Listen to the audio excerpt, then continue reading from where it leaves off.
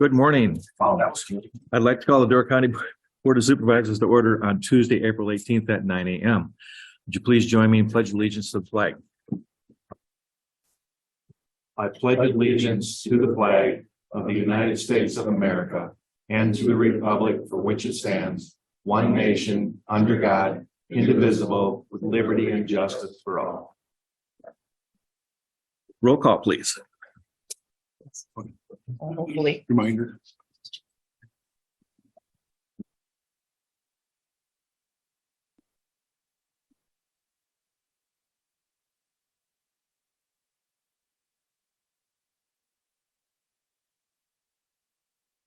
Mr. David Engelbert. There you go.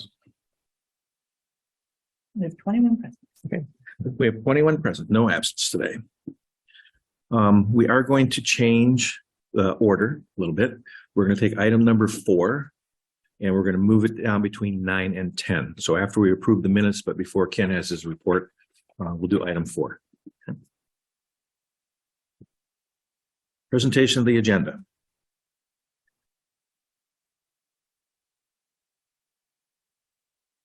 We have a motion and a second. All in favor? Aye. Opposed? Correspondence. We have a letter from League of Women Voters about the treatment court. We have 3 letters from Dittman, Zahn, and Reed concerning the mill pond, and 2 letters Wisconsin DNR, one referencing a Bailey's Harbor and one referencing Town of Union, Knowles Nelson Conservation Award. You had 6 go to the full board emails that didn't make the packet or anything else. Oh, say that again. We also had 6 emails that were beyond the deadline for the packet that should have went to the whole board. And 1 email that I'm not sure if it went to the board or not, but that's what you would have gotten in correspondence, but it didn't make packet, so. Yep. Public comment, Ken? Sure. So we'll ask for individuals with comment. We'll cover those maybe in the room first, and then we'll go to those online. So if there's anyone in the room who would like to address the board, if you would please come up to the podium. Good morning. You can give your name and address, please. My name is Ann Schmakel. I reside at 4320 Brower, South Brower Road in the township of Sevastopol. I'm here representing the League of Women Voters. The League of Women Voters of Door County requests that you do not change your rules of order to remove the opportunity for citizens to speak remotely during the public comment portion of your meeting.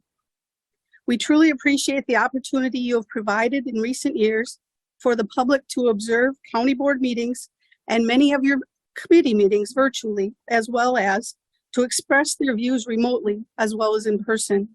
We realize that you are not required to do so. Please note that the board already has the technical controls to easily control speakers' allotted time so that they are not able to abuse the privilege of addressing the board. The League's mission is to promote active participation in government. Making it possible for citizens throughout the county to have this type of access to share their views and stories enhances that participation. It furthers the county's goal of including people of all ages, backgrounds, and walks of life while providing evidence against the myth that government is not responsive to citizens' needs. Thank you. Thank you.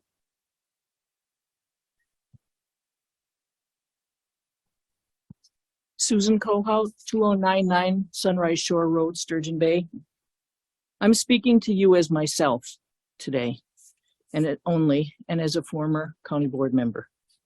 And I am appealing to you to continue to allow citizens the privilege of speaking remotely during public comment. I'm completely aware that you are not required to do this. I also understand how frustrating public comment can be. I have sat with many of you at many meetings listening to comments chastising us, sometimes in frankly offensive terms. But the opportunity that the pandemic brought us to view government remotely and also to participate remotely has allowed people to be involved. Thank you for providing that opportunity. It's a mechanism that allows all of your constituents to reach you as a group, to share their views and stories. And one of the things I learned as a county board supervisor is how valuable those stories are. The veteran who spoke last month was absolutely delighted that he was able to share his story with you. He lives in Sturgeon Bay, so he could come in person. I remember very vividly a comment made by Supervisor Todd Thays during our debate a couple of years ago regarding the DEI resolution. He graciously, correctly, and appropriately thanked the many people who shared their stories with us virtually and in person. He pointed out that those stories changed us as county board members. He was absolutely right. Without them, we would not have had the same understanding of life in Door County. Some of you live in or near Sturgeon Bay. For your constituents, a quick 10 or 15-minute drive allows them to attend to speak. However, for most of you, your constituents have to make a significant commitment of time and effort to get here to speak. They are at a significant disadvantage. Many others may not be able to attend for a variety of reasons like work, childcare, aging limitations, disabilities, others. This change will take away their opportunity to speak directly to all of you and to share their perspectives and their stories. This is a gift you can give the people of Door County. It's a very easy thing to do, and yet it shows them that you really care what they think about the work of county government. Allowing citizens the privilege of speaking remotely during public comment falls under the category in my sampler on the wall. Just because we don't have to doesn't mean we shouldn't. It's not required, but it's the right thing to do. Thank you.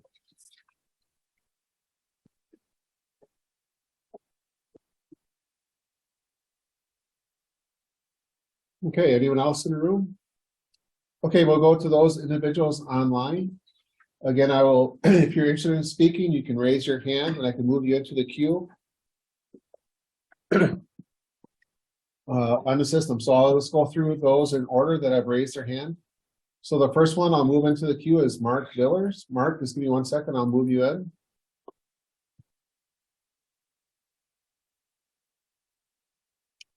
And Mark, you just need to unmute yourself, but you have the floor. If you give your name and address, you'll have 3 minutes.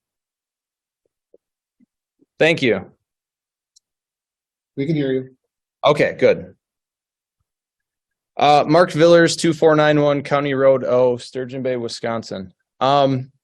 So I completely agree with what was stated with being able to virtually attend meetings. I would be okay getting rid of it if we had meetings at night, but for whatever reason, there's suggestions to eliminate more voices from the public. And ultimately, you know, the board works for all of its citizens, not the other way around. So it's essential that we be able to be heard out. And from what I've heard, it seems like there's a lot of board members that may not truly be aware of what's going on within our county. So I'd like to ask you on a separate note, kind of a rudimentary task. And I'd like to ask you to ask Soil and Water to actually physically show you guys evidence that our waterways, streams, and beaches are healthy, because so far that hasn't been done. A good question may be, why haven't you actually seen data that proves that our precious water in Door County is in great condition? The reality is there isn't any data that exists, okay? That's why you haven't seen it, and no one has asked for it. So what do we know? We know that a body of water or a beach that doesn't meet water quality standards to support public health, welfare, recreating, swimming, or fishing is by definition by the DNR impaired. We know that they require a restoration plan. We know that Fish Creek, Ottumba, sorry about that. We know that Fish Creek, Ottumba, Haynes Beach, Sand Bay, Anape, Stony Creek, Larson Creek, Sugar Creek, and Green Bay all meet this definition. That's the DNR's definition. Okay. So this has been determined. We also know that according to their nutrient management plans, that in 2021, the 3 largest manure producers that apply in Door County produced and applied over 152 million gallons of liquid manure. This is the current reality, that is the amount of liquid manure and that those waterways are impaired. By 2026, due to their own nutrient management plans, their plans are to spread 222 million gallons of liquid manure. The DNR has told us that these waterways are impaired. So what we know, and I ask the board, is to simply ask for this evidence that apparently these waterways are indeed in great condition.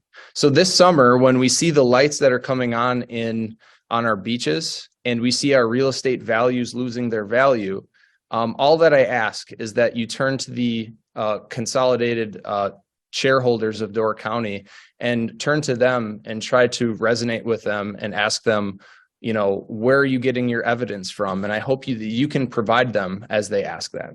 Thank you for your time. Okay, thank you.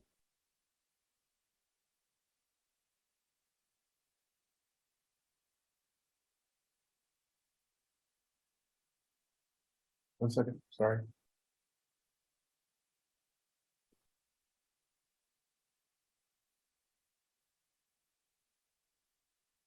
Okay, the next individual is Mike, I believe, Barkle. I'll move you into the queue as a panelist.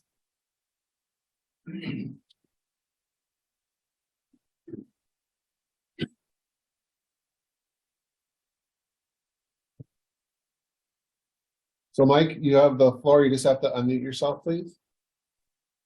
Hi, my name is Mike Barkey. I live 1647 Door Bluff Road in Ellison Bay. I support the comments of the speakers previous to me in terms of eliminating public comment via Zoom. For those of us that live on the north end, it's about a 45-minute drive down, 45 minutes back. It's an hour, hour and a half, whatever it is for a meeting. For those of us who work, that's a burden for us. So I would greatly appreciate that commenting via Zoom remains, that it not be dropped. I would also say, since I have the opportunity to speak, I would like to see the podium where the speakers there at the meeting speak in the front of the room rather than to the back of the heads of the supervisors. I also see a lot of supervisors who are looking down at their laptops or their iPads, don't even look up at the speakers, and I would hope that occasionally the supervisors would do so. I'd like to thank you for the opportunity to speak. Thank you. Okay, thank you. Okay, next individual is Christine Reed. I'll move you in as a panelist.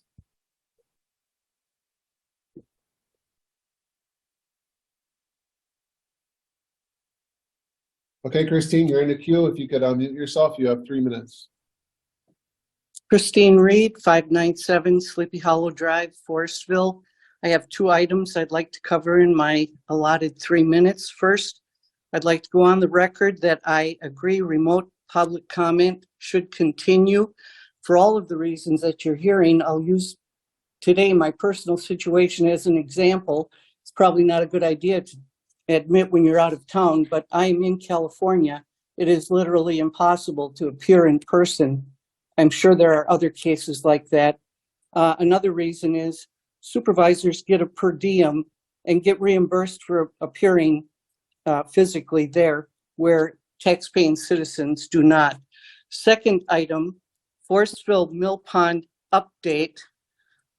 We've heard updates in the past that are very optimistic, claims of dry out and compaction with no scientific data to back it up. However, there's never a discussion of the amount of sediment that has transferred out of the Mill Pond into the Yanape River and on its way to Lake Michigan. Every supervisor should be asking that question for a full, accurate accounting. The goal was to dry out and compact. On January 22nd, the day of the vote, the entire board was told that the sediment would be carefully controlled, and of course it was not. In a previous update, Grant Thomas was giving an update on the legal end of things. And one of the supervisors asked if the Corps of Engineers was looking at it. And Grant Thomas said, yes, they are. And so is the EPA. So a really good source to get neutral information would be to invite the Corps of Engineers to update the county and all of the citizens who are interested on what actually happened to the sediment that was supposed to remain in the mill pond, dry out and compact. There's overwhelming evidence and proof that sediment, large volumes of sediment, left the mill pond. Another source that you can go to is UWGB. They were contracted by the Door County Environmental Council to do testing during the drawdown. Kelly Durling is a professor at UWGB, and one of her students, Kyle Shudware, did testing during the drawdown. They have valuable information. I'm saying this because I've said it repeatedly. The Soil and Water Department should not be allowed to evaluate themselves. There's loads of information. The Village of Forestville did testing in a certified lab during the drawdown. Use their information also. There's a DNR SWIMS database with water action volunteer testing. I know this because I participate. Testing between April and October. Please use the data. Also in that database is the CLMN, which is SecuDis testing that we were able to do in the mill pond. So I realize that UW Oshkosh is going to come in, repeat testing that they did in 1996 and then again in 2017 for a report. But in addition to what UWO finds out, which is going to be static, it's going to be the conditions currently of the mill pond. If you're evaluating the success of the drawdown, you need to look at what happened continually during the drawdown. And we have water level measurements at the dam daily with video and picture, date and time stamped evidence to go with that. All of that information is available. We want to be involved. We've asked to be involved for years. Thank you, Christy. I'm gonna have to let you cut off. I let you go just for some extra time, but again, to be fair to everyone involved, I'm following the rules, and right now your time is up. Thank you. Is there anyone else who would like to speak online? Again, you can raise your hand. For the second time, is there anyone else who would like to speak? And I'll just do one more time. Is there anyone else who would like to speak online?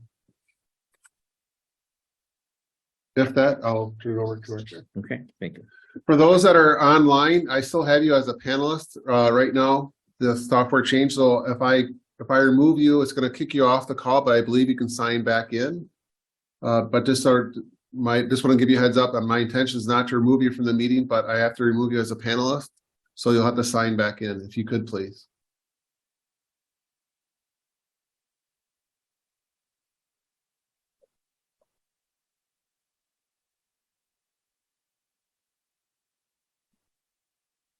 Yeah. Don't click so fast. Stop. Will not be able to read. But they should be able to come back in and view it though. Just not back in as a panelist. Hopefully. Well, I can leave them in. I'll just keep them muted, but. Okay, I'll just change the view.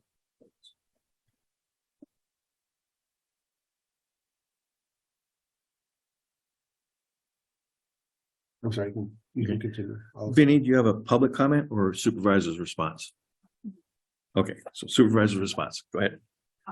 I don't know where the tradition started of the public comment happening in the back of the room, but I would prefer that it come to the front unless there's some reason that it can't. It's just I usually turn around, but it's the eye contact I think is appreciated and just helps me be able to listen better. So if it's possible to invite not only the public, but when department heads answer questions and things too, it just feels a little more humane and up at the front instead of behind us, if possible. Thank you.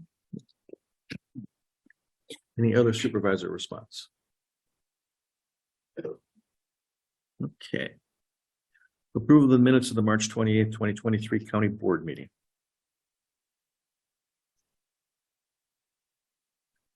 We have a motion to second. Any changes, additions, deletions, corrections, grammatical remarks, or other errors?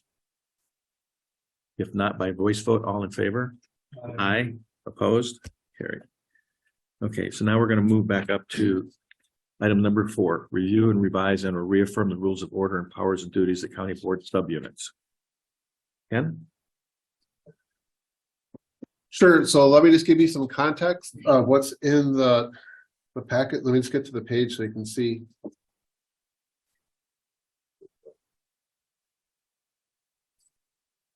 Correct, so if you go to, I'm sorry, for what? Page 9. Yep.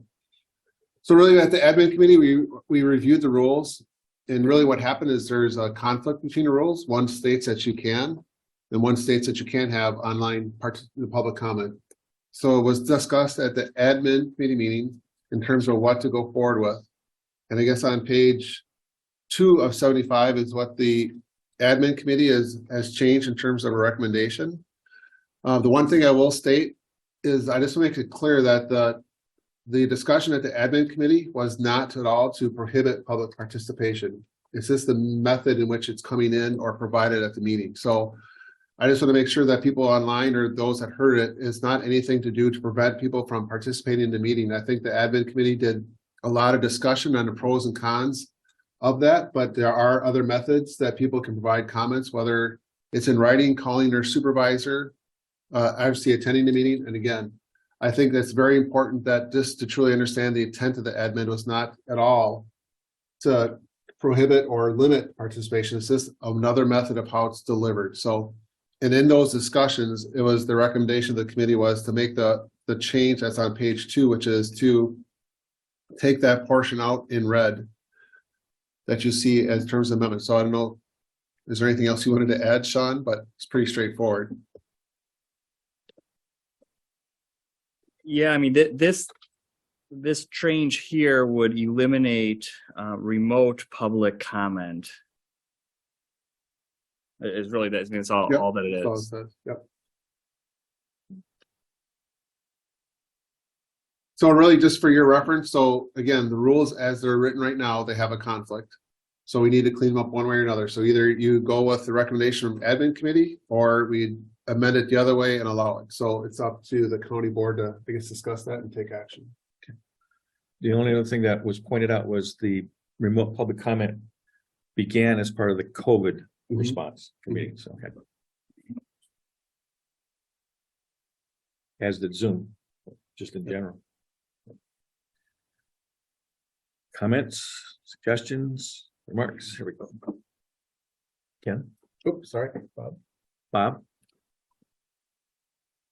Thank you, Mr. Chairman, and thank you for amending the agendas to allow public comment that's germane to this topic. I believe we should keep remote comment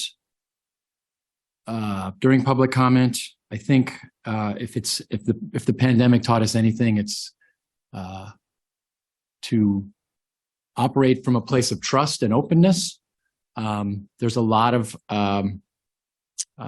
tendencies or a lot of influences in society, some intrinsic, some created, but there's just a lot of division and there's a lot of distrust in government. And even though we're not required to, I think we're sort of we're the local arm of the state government, right? So we're bridging those services from what happens in Madison to the people in Door County. And I think it's the least we can do to kind of just show good faith. It's a very small investment in time. I mean, it's 25 after 9. We've already covered a number of topics besides public comment. It doesn't take up that much time of our meetings. I think it's a really small investment for us to allow that for the public. I do agree that people in person should come first. So if we do limit public comment to 30 minutes, that anybody in person obviously gets the right to speak before somebody that's on Zoom or who's not, who's wherever they are, home or away. You need to be here. That's the priority. And yet we can give people the option to speak remotely, and I think we should. I think we have the opportunity to open windows and open doors and build bridges and not the opposite. So I think it's important for us to keep this remote option. We have the technology to shut it off if it's getting rude or whatever. I realize some people are concerned because the remoteness of it might embolden someone to be rude. Well, we have a capacity to shut off a rude person. So, it's no different if they're in person. If they're rude, we gavel them out and ask them to leave. And if they're on the phone or, remotely and they're not being kind, then we can do the same thing. I think we should maintain it, and it's the right thing to do. Thank you. Vinny? I just agree. I agree very much. And I think the public comments already made on this, I agree with and stated it really well. I think there's no reason to put a limit on or make it difficult for someone to make a comment. It is a far distance to travel for most of our constituents. It is in the middle of the day. All of the reasons that were already listed, I feel are very legitimate, and we should respect that. I feel like it's an opportunity to hear from people, and I don't hear enough from people. And if I don't want to take away any way that people can have views and comments on things that we're making decisions on, we don't have a high amount of participation, I would say anyhow. So I wouldn't want to limit it in any way and make that be less. I'd rather hear more from people. And especially if you're dealing with icy roads, a disability, an illness, anything that can keep you from physically driving 45 minutes to an hour for some people to get here, it's an unrealistic amount of time to expect people to show up to speak for 3 minutes and invest maybe half of their workday to get here, or whatever obstacle they have. So I really think we should keep this as an option. Thank you. Nissa? Thanks. I did get some messages from people. One of them, since we do have the technology, it is available. Somebody asked me if it was removed, if Carrier Pigeon and Pony Express was an option to get messages to the board. So that kind of made me laugh because they said, it's here, let's use it. My response to him was maybe fax will be, it's also irrelevant. A message I got from another person, Angela Sherman, she used to be on Gibraltar School Board, so she's kind of familiar with how some of this stuff kind of works. It said, was the true intent of removing Zoom comments? There is already a time limit, and in-person audience has the opportunity to speak first. What's the harm in continuing to allow it? Removing public comment via Zoom gives the appearance the county has something to hide or wants to limit hearing from the community, both of which shed a negative light on the board. Furthermore, so many boards, schools, municipalities, etc., took the opportunity that COVID provided to further engage constituents and have continued to use it to retain that engagement. I've personally thanked multiple boards for continuing to broadcast meetings and allow virtual comments. It has been a way to keep connected to what's happening, especially for people like me with young children. Removing virtual public comment is a step backward when we should be continuing to move forward. On my take on it is, I'm involved with the disability community more than the average person. And some people are not comfortable with writing a letter because of, for their own reasons. Sometimes it's just spelling errors or getting their word out. But at the same time, some of these people are medically fragile and can't show up in person because it would be dangerous for them. That part I fully understand. The other thing is our county is different than any other county in the state of Wisconsin. We have so many snowbirds, crazy amount of snowbirds. So a lot of them go to Florida and Arizona as an example. And if you don't get your message out before it can show up in the packet, or maybe you're last minute, or let's face it, life happens and you forget, but you want to have your voice heard. You won't have your voice heard if you're in another state. Nobody's hopping on a plane to come home to speak for 5 minutes and then leaving.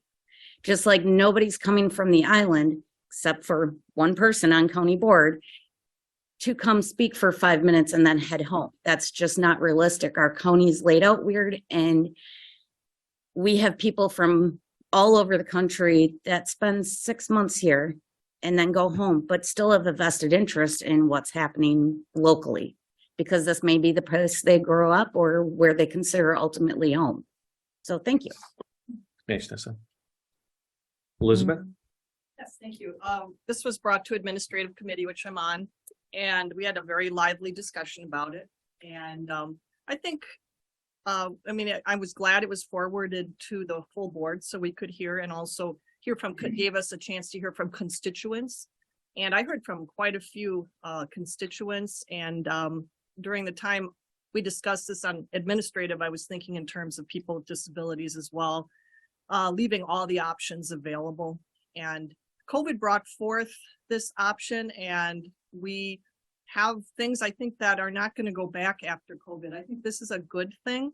I think it's do no harm. I don't think it's a huge inconvenience to have people, if we have them watching online anyway, we're going to have that feature, I think, from now on. So I think it's just a small piece that we can do that doesn't cause a lot of inconvenience, but brings a lot of opportunity for people who can't or have a different way of communicating. I want to communicate this way. So even though we passed it on from administrative committee, I will support keeping this option. Thank you. Thanks, Elizabeth. Jeff? Yeah, thank you, Mr. Chair. Ken, you had mentioned the pros that the admin committee discussed. What were the cons that they discussed? What was the negatives to taking it to removing this? Well, I Maybe think. some of the admin could speak. Yeah, no, I think there's some of the comments is that it's really the technology, although while it's there's certain things that we can and can't do. So we've gotten comments that I presented to the admin committee, and you have gotten where the technology is not quite there yet in terms of being able to control the meeting and following Robert's Rule of Order. It's not unburdensome, but again, for example, sharing the names of everyone that's online or everyone that's in the room, we can't do certain things with the technology yet and still be able to control the meeting. Just as I'm having this glitch here today about being able to control an individual as part of the main part of the meeting. So again, it's not at all. I just think as the technology changes, we can evolve too, but that was just one of the discussions that the committee had. Likewise too, obviously, some people feel, and again, I don't think it was a huge discussion by the committee, but there was some discussion of, individuals actually being able to see the person. A lot of when you get public comments is also the visual experience with them. So I think that was one of the things that was just discussed, because there's no requirement for either the camera, but people can call in. So it was just items that people were discussing. I don't think at all the committee had any negative connotation. I think it was more of what are the other opportunities to provide comment and just be able to run the meeting and be productive that way. So. Thank you. Joel? Morning, thank you. Yeah, I'm going to offend some people here, but this is the dumbest thing that we've ever talked about at this board. It is our job to listen to the public, to the community, the people that we serve in all demographics of this peninsula, logistics and everything involved.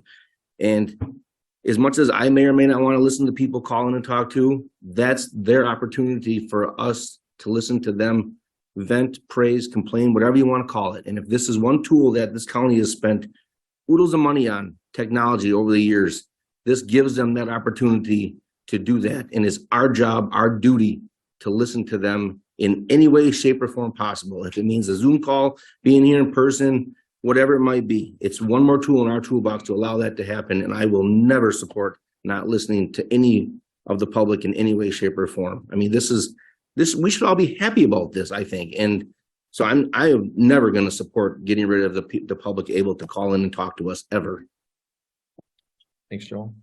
Todd? It's expected. We thought this would be a controversial topic. So as many of the other admin folks here that on the admin committee spoke today, it certainly was a pretty long conversation in the admin committee. And I think, I don't know, I think we're putting a lot of weight on these 3 minutes here as a county board. The initial intent here was to clean up our rule inconsistency, right? So as we look at that, we look at how might we do that. And it's wrong for anybody here to say that what we're trying to do is not listen to the public. That's not the case at all. That is not the case at all. But if you take a look around us in the world we're in today and how we receive comments and the emboldeness of a lot of things. Hey, if you listen to the news at all, this artificial intelligence stuff, right? I mean, you guys probably got a lot of people a lot smarter than I am, but what's to stop someone's public comment not being them, right? I mean, there's no way you can't control that at all. So, I think you have a chance to clean some of that stuff up as far as I'm concerned. And I agree with Susie, the discussion the other day, the person that came and talked about sober living, that was very moving. I don't think that would have been as moving if that wasn't an in-person conversation. And we have a lot of topics that are very important to us, a lot of topics. And I think if these topics are that important, an in-person conversation, a call at home, a letter, I mean, there's multiple ways that we can comment. So again, in the essence of what the discussion was at the admin committee, we need to clean up some rule misalignments. It was a unanimous vote at that committee to go ahead and clean it up by the means by which Ken spoke about there. So I supported at that committee, and I guess I'm going to continue to support the decision of the admin committee in this vote here today. And I hope we all can understand each other's position. Thanks, Todd. Claire? Yes, thank you, Mr. Chair. In the short time I've been here, I've only known public comment to be virtual, and I've always thought it was a really good addition. And I would like to see it kept. I think we should be encouraging, not discouraging public comment. Not that we are directly, but I think it helps to have people be able to call in remotely and participate. Thank you. Thanks, Claire. Alexis? Thank you, Mr. Chair. Supervisor Gumlickson said it a little nicer than I was going to, so I'll leave it at that. With that, I don't know how AI and germane to the topic at hand, but I'd like to introduce a motion to amend the rules of order on page 7 of your packet, number 27E, public addressing the board, make amendment to strike a speaker must present in person, speakers must sign in before speaking. This would clean up the rules, as is the main concern here from the admin committee, as I understand it, and then maintain the remote option for public comment. In addition, the part about speakers must sign in before speaking, in my almost 5 years on the board, I've never seen a sign in the back. So it's interesting that there are some other places in the rules of order that also need to be cleaned up, but we zoned in on this one. So that would be my motion to amend the rules of order. And I can read. And I can repeat for the clerk if necessary. You have the amendment. We don't have a motion on the floor, so. Can you hit your motion button? Oh. That won't, okay, there we go.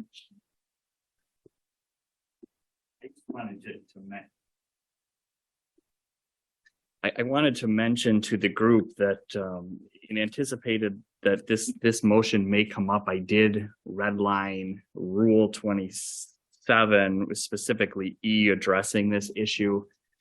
It dealt with a little bit more than just speaking remotely. In that section E, it also talks about first come, first served basis, signing in before speaking. These are items that our technology doesn't allow us to do with remote options. So I did make the change recommended, but I also struck some additional information and included language that should I bring it up, Sean? Yeah, if you have the ability to, that speakers appearing in person be allowed to comment before speakers appearing remotely. Might be something to look at before we get too deep into discussion.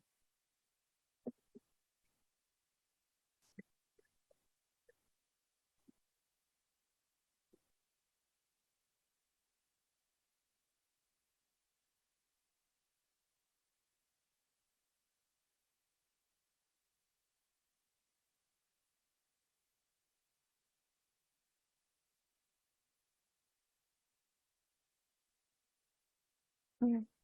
My motion would be to accept the edits from Corp Counsel as presented. So it's only item E. Yep. Okay. Because that is where we're focusing on the discrepancy apparently. So. And then we would maintain 43A as is.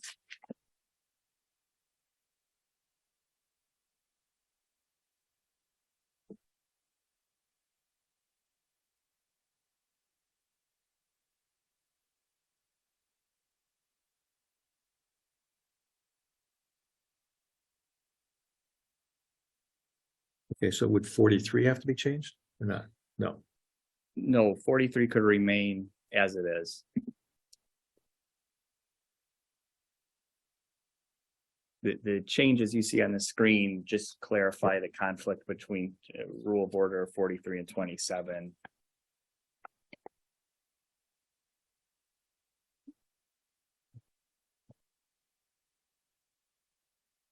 Okay. All right, there's the motion in a second. Any other discussion?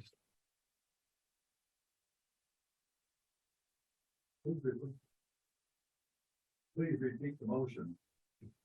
So the, the motion would be to amend your rules of order as seen on the screen where you're amending section E, where you're striking out the items in red and you're adding the item in blue.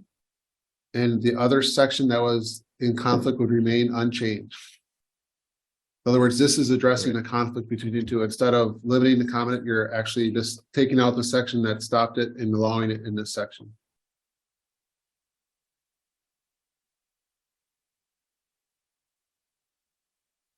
That's elsewhere. Okay. Understand.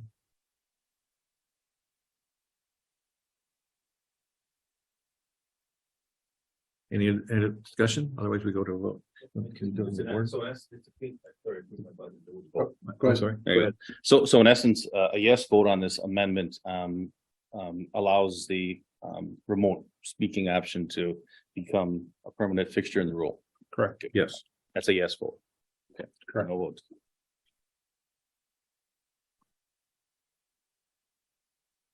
Okay. What's that? Let me stop sharing 1 second. Okay, go ahead.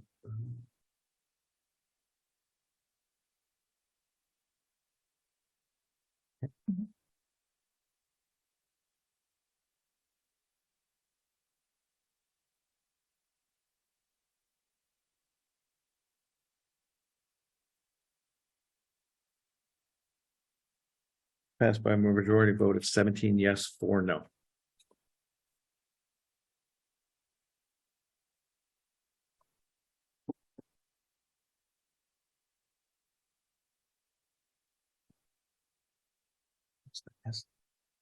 Motion second.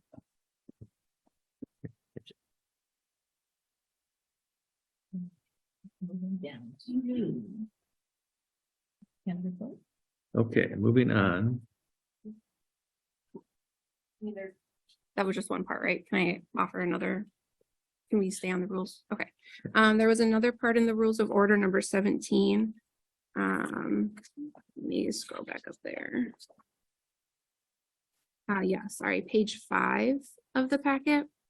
Committee reports, unless otherwise excused, shall be given by the committee chairperson or in his or her absence and by another member of the committee. The language of shall there indicates that this is an expectation that committee reports are given.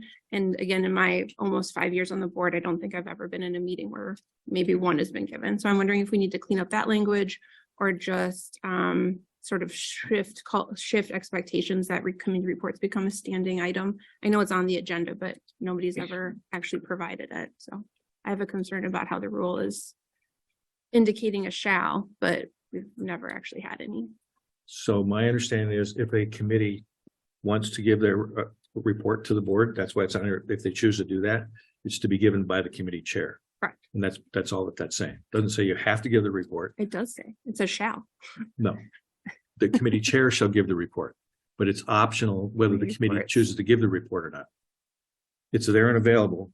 Oral committee reports. Any committee can choose to give an oral committee report. If they do, by rules, it should be by the committee chair. A different interpretation, all but I I'm saying. understand what you're saying. So again, maybe another, for future meeting, a place to look and clean it up, because I'm sorry, say it again. I mean, I understand how you're interpreting it, but that's not how one could read it, because that's not how I read it. But I understand what you're saying. John? I mean, to eliminate some of the confusion or the different ways of reading it, one possible revision could be to remove unless otherwise excused and replace it with if any. So it would read committee reports, if any, shall be given by the committee chairperson or in his or her absence by another member of the committee. Okay, that's, yeah. Are we okay with that? I'm sorry, I was reading it this Yeah. morning. So if we want to come back to it though at a future meeting, I'm fine with that, but that was just another area that I noticed. Well, I read differently. it's on the floor now. Okay. If you want to make the change? Should I push my button again? Yep. Push my button. All right, I'm gonna make a motion for 17 and the rules of order, page 5. Committee report to be revised to say committee reports, comma, if any, comma, shall be given by the committee chairperson, and to strike unless otherwise excused.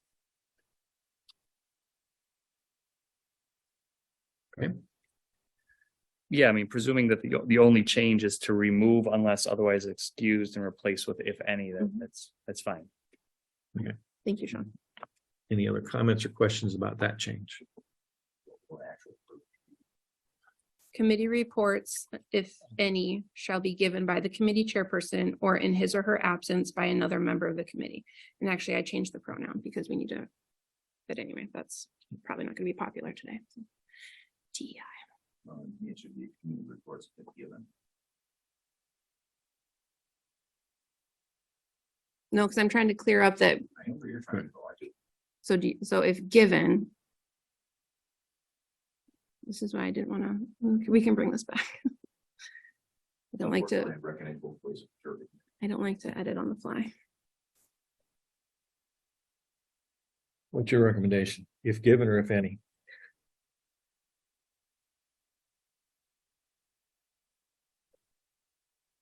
I guess for discussion purposes, are there committee reports that are not forwarded to county board? Not presented to county board, because that's the difference here. If there's a committee report that is not forwarded on to county board, then if given makes sense. If committees don't do committee reports, Right. then if any makes sense. In my experience, that's the case, right? I think that would be the difference unless I'm interpreting the change incorrectly. Okay, I'm a little confused. I mean, the whole point of it being on the agenda is if a committee chooses to give an oral report at the board, okay, this then governs that. So the if any makes sense rather than if given. Agreed. Okay. I interpreted the same way you used it. Okay. Okay, so we're back to the if any, correct? Okay. Any other questions or comments? So let's go to the board.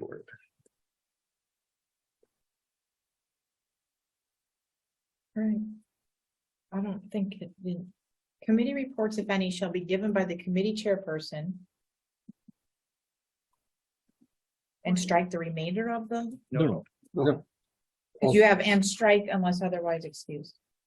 That's what she said. Yep, there's a clause, so it's so committee reports, comma, if any, comma, shall be given by the committee chairperson or in their absence by another member of the committee. So the only thing that's changed is unless otherwise excused.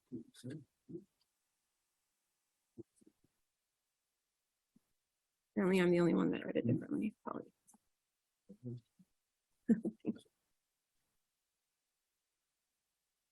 All right. It's not what I said. All right. Okay. Yep.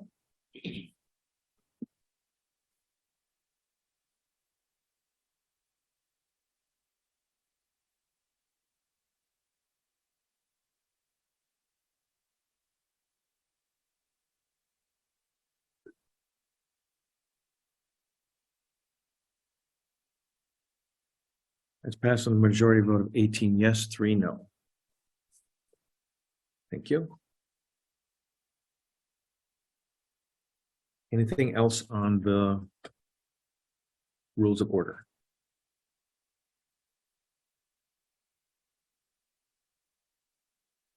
Sean, do we need a motion to accept them in general or just what we've amended? I think it would be prudent to accept them as amended in their entirety. Okay. Would somebody be willing to make the Let motion? me add that. Hold on. Right? Go back to voice.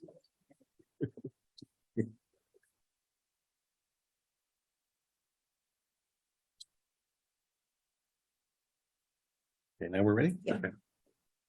We need a motion and a second. We got it. Okay, great. I think we're all ready to go. Ken, you ready?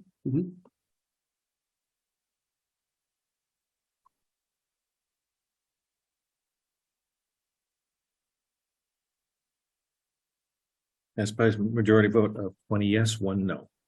Thank you. Okay. Item 10, County Administrator. Sure, so the monthly report is in there. I do have the update on all the projects. A lot of those, again, just because of the timing of the meeting being shorter, not much of a change at all from last month. I guess the only thing I would, like to just mention to the board is that the vice chair and I have been meeting with both the city and the Miller Art Museum and the library, just in terms of that. That project, if you recall, was a little bit stalled. This was some work that is being done, but I think we're, again, meeting more consistently, and that's moving forward. So I'm hoping within the next few months, we'll have a full report for your consideration, just in terms of an update. But other than that, everything else, I believe, is properly, outlined if there's any questions. If not, we can continue. Questions? All right, resolutions. Resolution 2023-35, 2022 carry forwards from general fund accounts. Dave Engelbert. 335 regarding the 2022 carry forwards from the general fund accounts. There is information provided in this, page 38. It shows the dollar amounts from the different committees that the carry forwards are coming from. And it also has the rules that the finance committee follows on page 39 and the subsequent pages. Any further explanation, we could ask Finance Director Steve Whipperfirth to answer any of those questions on those dollar amounts. Okay. Thank you, Dave. Do you have any questions? None? Okay. We'll go to the order board. 2/3 vote. 2/3 vote.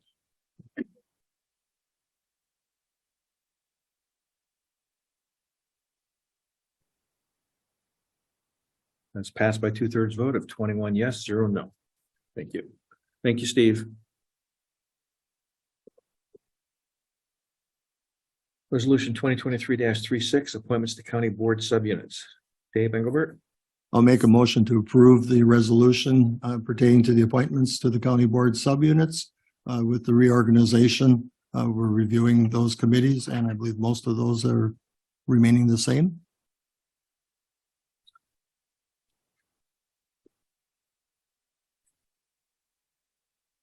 It's fine. I'm just laughing up there. See Engelbert for the. Yeah, I know. Any questions on that? If not, by voice vote, all in favor? Aye. Opposed? Carried. Thank you. Resolution 2023-37, in support of telecommuting opportunities and telecommuter forward certification. Hugh? Thank you, Mr. Chair. I'd like to offer resolution number 2023-37 in support of telecommuting opportunities and telecommuter forward certification to the county board for their approval. This resolution builds on the 2017 resolution where we became a broadband forward county. That's been helpful in recognizing getting grants. This is further to that mission in supporting telecommuting. To support activities that broadband could enable, such as, work from home, or even providing public comment at county board meetings. Thank you. Questions? I appreciate the overview that was in the packet, by the way, Hugh. That all that goes to our great project leader for the department, and that's Jessica Hatch. So kudos to her. Thank you. Great, thank you. Dave? Yes, thank you. Looking at page 19 and the definition of the duties for the broadband committee, it answers to the administrative committee. Have we ever accepted a resolution from a subcommittee? What are you looking at? CATS doesn't do any resolutions that I've ever been aware of. It wouldn't it normally go up to the oversight committee for the Correct. subcommittee? And did I miss a meeting where that happened? I know I missed a meeting, so.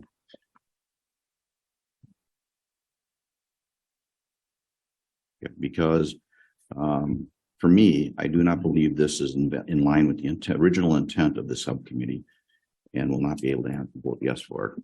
I believe it needs to move forward through the rest of normal commands, procedures. Unless somebody can direct me and make me understand where I'm missing something.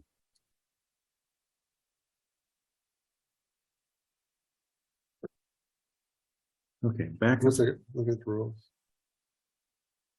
Its purpose is to act as an advisory committee to the administrative committee.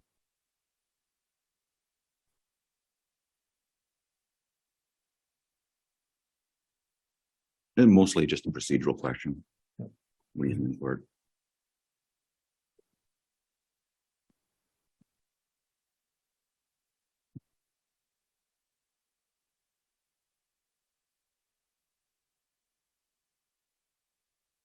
Nineteen of the packet.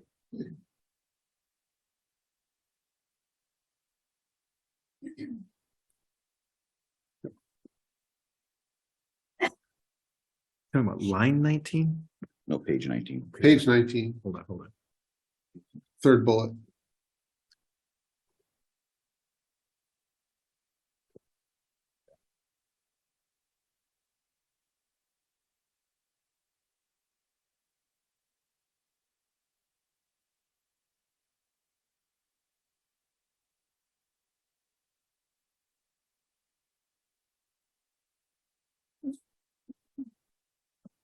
Just in terms of logistics, if we wanted to follow the process, we can refer it to admin and still have it come back in May.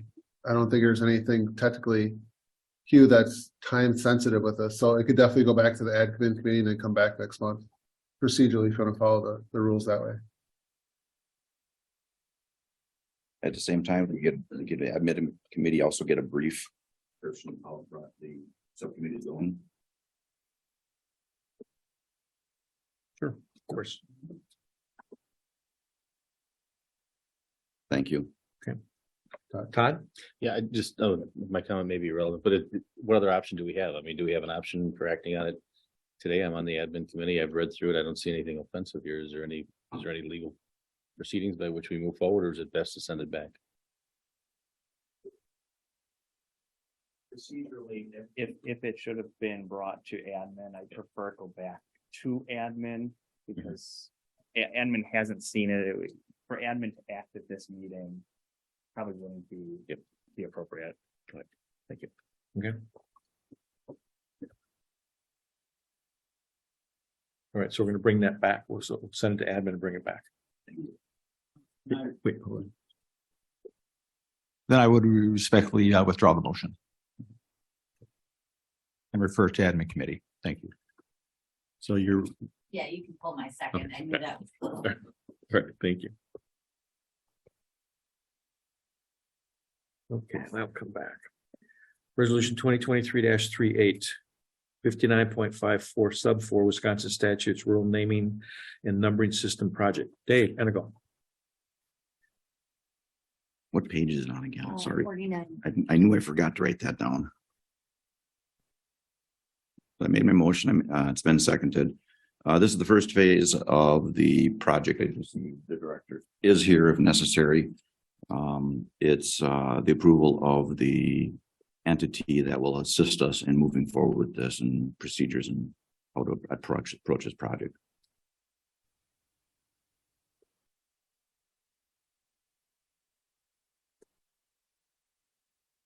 So are you asking for the overview, Dave? Am I what? Are you asking for the overview? Okay. Bob? Thank you, Mr. Chairman. Yeah, I would just have a couple of questions. One, can we just get a description of what these signs are going to look like? I read through this, but there's also the bid for request for proposals. So I'm curious just to confirm what color the signs are, how big they are, and are they bi-directional? Can we get confirmation on that? So again, and there's a lot of, just some clarification. So we're considering phase one. Okay. So we have not determined the sign double-sided facing. What we're asking for the first phase is for the consultant to come in. One, review our ordinance. Two, review, I guess, our policies related to it. And then also identify and working with our land use services department areas of concern in terms of the addressing. So what I would consider areas of concern to be areas where we don't have either space or there's an area where it's misnumbered. And to try to get an understanding of what level of fixing we might be taking on. And then once that's then set, we'll also look for, best practices. In other words, we want to make sure we know what that sign should be, what color it should be in terms of those best practices. And that's all put together. That's what's considered as the first phase of the study. And then in essence, the scope of work is then defined for what that next phase would be in terms of what areas might have to be readdressed, what is a potential strategy for implementing. Obviously, you can't do the entire county simultaneously at once. And what's our approach and what are those quantities, both in terms of projected signs, poles, and everything related to that. But I don't know if Mariah, if you wanted to add more to that, but you can come up if you'd like.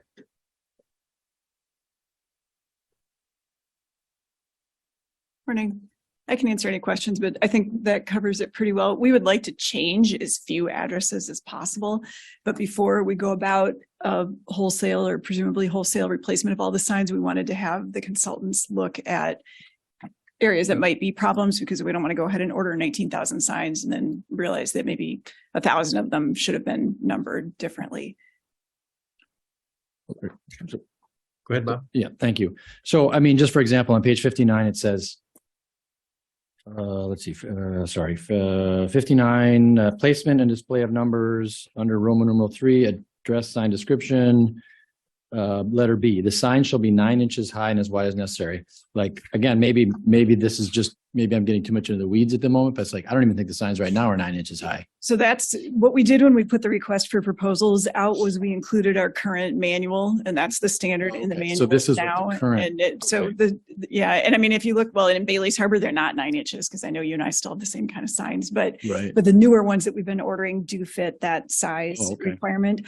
So it probably seemed redundant when you first started going through it, because it looks like our manual is in here twice, which it is, but that's because the consultants, when they turned their bid in, put some initial comments within it as far as things that they thought either needed to be clarified or changed. So the consultants potentially could rewrite our manual for us. Basically. Yeah, I mean, I don't think so. Lang, as you can tell from their proposal, they've done a lot of work in Door County historically, and they actually worked with the county decades ago, well, county and individual municipalities, as it were, to come up with the numbering grid system that we have now. So I don't foresee that there's going to be a wholesale readdressing. But we do have situations where maybe there's a home and a secondary dwelling unit and a home business on one property. And in some places, when you get enough of those stacked up, you start running out of numbers to be able to address off of that main road. And so we're looking for ideas about those, about campgrounds, about mobile home parks, as to when a shared driveway should actually become a named road, a named private road, to be able to do the addresses off of that. Because those are all the situations that we kind of struggle with now, even though the manual technically does address those. But so that's what we'll be looking at with the consultant. So basically the consultant will help us bring our manual. Like, they're going to thoroughly look at the manual, and if it needs updates or whatever. Right. And then from that, whatever we come up with, we can then look at our GIS data and see which places might need to be renumbered. And again, even where if we come up with a new standard, let's say that there's now going to be a standard that when there's 3 addresses coming off of a driveway, that then it needs to be named as a private road. Because right now I think the standard is 4 or 5. That doesn't necessarily mean we're going to run around and figure out every driveway that has 3 addresses coming off of it and rename and number all of those. It just means moving forward, that's the number that we would use. And then we'll evaluate those other situations, existing situations as they get further developed. But yeah, we just want to make sure before we embark on this that everything is as clean as possible as far as the data. Right. Yeah, I understand it's pretty complicated.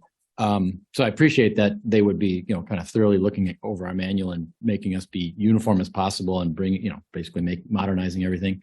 I have a question. I know a number of years ago, there was an effort, and I don't remember the exact details, but there was an effort to get same names, street names or road names that were, say, two towns had Cherry Road, now like Bailey's Harbor is Red Cherry Road and someone else has Tart Cherry Road. But I still, when you drive around, sometimes you still see same names.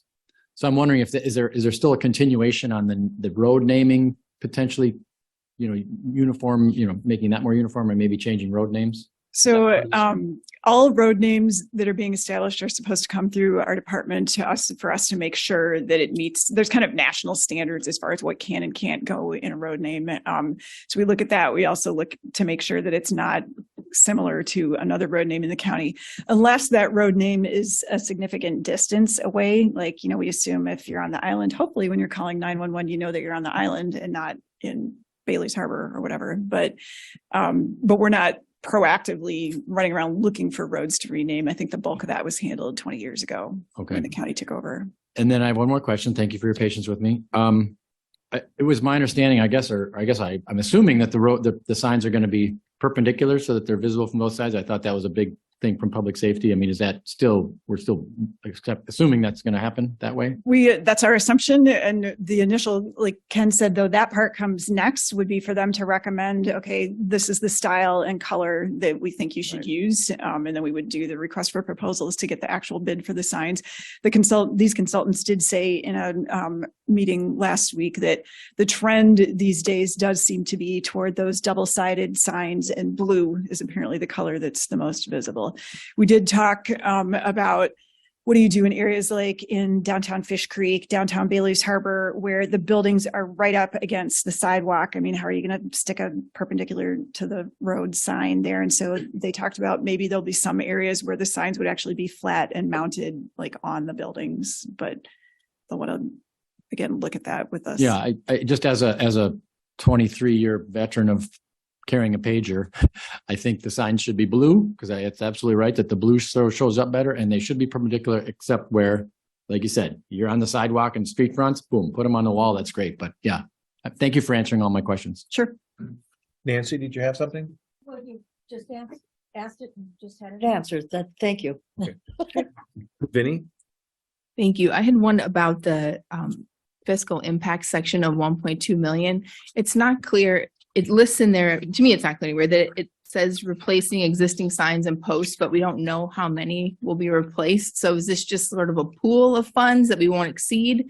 Or is it like, does this include that replacement, or is it, I'm just trying to figure out what it includes. So we had reached out actually to this company, to Lang, a couple of times along the way since this project started being talked about, to get an idea of what we'd be looking at. And the number of signs that we have keeps going up. And then of course, prices keep going up as well. So the original estimate a handful of years ago was that we had 16 or 17,000 signs. And I think that was going to be like $900,000. And that would be just for the replacement.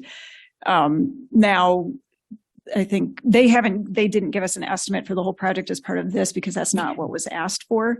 But our estimate based on costs and everything else, and from conversations with them a year or two ago, is that it's going to be well over $1 million. Okay. And then presently for the whole project, not for this phase. Yeah. Okay. Thank you. That helps. And then presently landowners pay for their sign, and why would they not pay for their sign in this plan? So in 2020, right before COVID, we actually had a meeting scheduled for late March of 2020, where we were going to meet with all the municipalities and talk about a couple of different issues, including this, and in talking about long-term funding. There's not a really good way to get money from 19,000 households. That wouldn't be a ridiculous amount of staff time or whoever's time to try and get those funds. So that, I guess, the discussion and thought was the county, since we'd be doing a wholesale replacement and want it to happen as quickly and efficiently as possible, we would embark on that. And then from then on, it'd be the sign owner's responsibility. And I'm sure maybe this isn't popular. I'm not suggesting that it's the way, but have other counties done anything as far as adding to a tax bill, maybe not the entire amount, but some portion. I'm just kind of concerned about like how much revenue loss that is to replace everyone's sign for no fee, when for however many years, all the signs have been replaced for a fee. I'm not saying what the fee should be. I'm just trying to understand how we're going from a full fee to no fee and like sustaining that other than pulling it out of the CIP. Well, it would be fees for new signs. I mean, so once everything gets replaced, we would still go back to everybody has to pay for their own sign. But I don't know, Ken, if you want to address the tax bill part, because I don't know that part. No, I mean, the philosophy is exactly right. So this would be like a one-time project, one-time payment is what we had talked about. And it's talked about a public safety, this to get it done for the entire county. But then after that, once your sign's installed, it'll go back to the exact same process as it was in the past in terms of it's 5 years from now, your sign's faded and you're ordered to replace it. There's a fee to replace it. So we go back to Or what the ordinance says right now, which in theory, all these signs that look like crap should be replaced by the owners to begin with. That's what the ordinance says right now. Yep. That's what I'm asking. Yeah. That's it. Been my problem this entire time. No, and I guess you're taking my comment out of context. This is a complete sign replacement. That's different than right now the sign's being faded. So this is, again, going to whatever that new standard of the sign would be, replacing all those signs and then following the standards as far as the maintenance for them. I understand what you're saying, but I don't see that. I know what you're saying, but it's not the same in terms of what we're considering. We're looking at replacing all the signs with a new, if it goes this way, a new sign that, what is it, perpendicular? Perpendicular and blue. Yeah, so I mean, it's an entirely different process, so. Well, and maybe, I don't know whether, maybe the perpendicular part will help with some of the wear and tear on the signs, because the ones that face south that are on the more traveled highways that get snow and salt blown on them, those are the ones that look the worst right now, but. Can't see mine and I right now. Well, you should have called us for a replacement then, Dave. Okay. David? David Engelbert? Yes, I guess the contract with Lang that's being proposed, that is only phase one. They talk about phase two. They talk about a blue double face sign. Says they were the lowest bidder. Who were the other companies, or Really? where exactly? We had one other company bid, they bid a total of $65,000 for phase 1 and 2. It's a little bit confusing because when we put the request for proposals out, and then when we did a Zoom meeting, the request for proposals only talked about 3 phases. In that Zoom meeting, we all realized it's actually really 4. And so I wouldn't worry too much about when someone's talking about phase 1 versus phase 2, but that other company put in a bid of $65,000 and included a fair amount of doing visual inspections, driving around the county, whereas Lang said, we think there's no point in doing that because you should just do a wholesale replacement if that's what you want to do, if you want to switch to a different color and perpendicular. So this discussion did come up at Resource Planning Committee. There's not a total dollar amount attached to this, but in talking to them, it's really the way Lang is proposing it is to spend some just time with staff reviewing data in the manual, and then for them to recommend what they think should happen as far as what type of sign, which again, we all think it's probably going to be perpendicular and blue. So it shouldn't be anywhere near $65,000, which was the other bid. But you're operating under the assumption that Lang will be doing phase 2 as well? Is that part of the Phase, contract? yeah. Do you want to add something? Maybe I'll just come up. So maybe it helps to explain the phases. Phase 1 and 2 is the one that was really bid on by Lang. Phase 3 is drafting and putting together the specifications for the bid to provide the actual signs. We can't have, if Lang is selected, Lang put together the specifications and the request for proposal and bid on it. So Lang decided to step back and not take part in phase 3, which is the request for proposal drafting. We will handle that in-house. Lang will then have an opportunity to bid to supply and install the signs. We held off on phase 4 because until we do a review of what the proper color is, direction, size, we can't put out a request for proposal because we don't know what we're ordering. Okay. So we don't want to put the cart before the horse. So there are phases to this project. I think Lang will put in a proposal to supply the signs, but at this point, I have no idea who would be the lowest responsible bidder once we get specifications of what exactly we do need to replace the signs. Okay, thank you for that Yeah. explanation. It makes it much more clear in my mind. Mr. Fisher. Chairman, yes, the motion we passed, and I made the motion to go ahead with this, but that it had to be accompanied with an explanation from the department head and corp counsel as to what we're going to be expected to pay on phase 1 and 2, because there is no dollar amount. And it was explained to us that it's kind of tricky to put a dollar amount on. But I said, I don't ever remember any committee sending a resolution to the county board to adopt and go ahead with some proposal without a dollar amount. We're going to sign a contract that has no dollar amount on it. And I couldn't go along with this. I made the motion as long as we get that explanation right now. But it's a blank card right now. So that's why I said the corp counsel has to say why we're doing it this way and what we do expect to pay for phase 1 and 2. Right. And like we talked about at Resource Planning Committee, I mean, if you want to set a cap, that's completely fine. And I think if you put a cap of 50,000, that's probably even higher than we would need for them to do these first 2 phases. Because like I said, the other company that bid 65, that included a lot of like in-field driving around work. So it's fine with me if you put that cap. And it was fine with Lang when they sat in on the meeting last week for Right. Resource. I'm just saying, we agreed that, Mm-hmm. but everybody has to understand that. And my comment was that they don't come and say, hey, here's the sign we agreed to do in phase 1 and 2. We want $1 million for this one sign now. Okay, there's no dollar amount. That's what I say. It's got to have a dollar amount that we vote on. Right. And then remember in phase 1 and 2, there aren't any actual signs being created. They're telling us how we should be doing the numbering from now on Right. and what we should look at ordering. But they could say, well, we'll tell you how to do it. Here, the cost is going to be $1 million. And you've agreed, you've signed the contract. We want our $1 million. Right. Yeah. I So- mean, if you want to put it not to exceed, that's completely That's fine. the only point I'm making. Dave Benagum. Piggyback out of that. Can you speak in the mic? To piggyback off of that, do you feel that we actually got an answer from them today?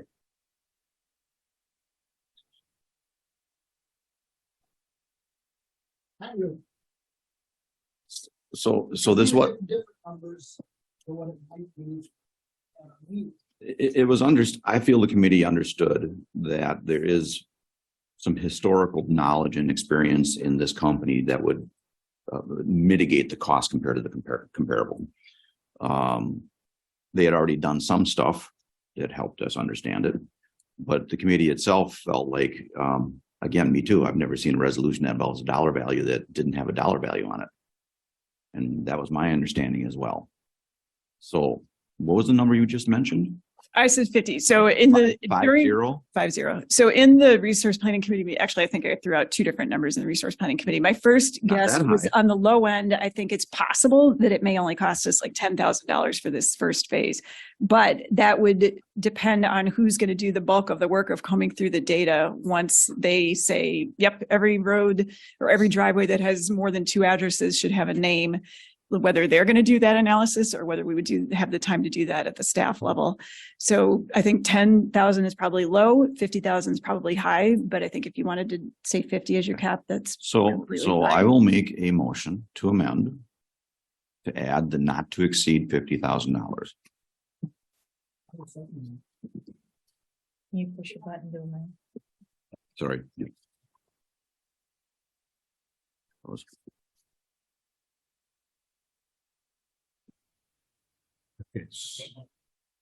I was anticipating a number to be brought to this committee, to the county board at this time.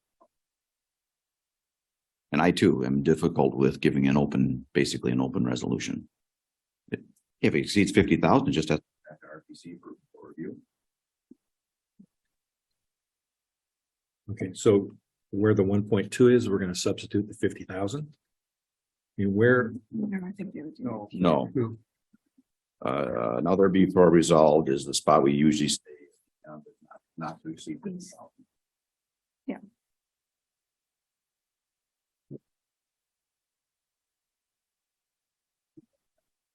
yep, got it.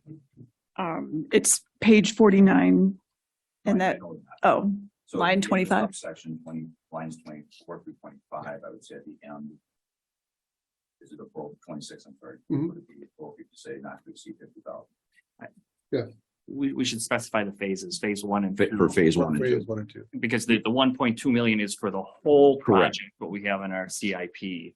And But we're if we just specify specifying. that Phases phase one and two. two shall not Perfect. exceed $50,000. I'm okay with that. Okay, perfect. And leaving the 1.2 is okay? And we're approving the 50, up to the 50, right? The resolution actually approves the whole project.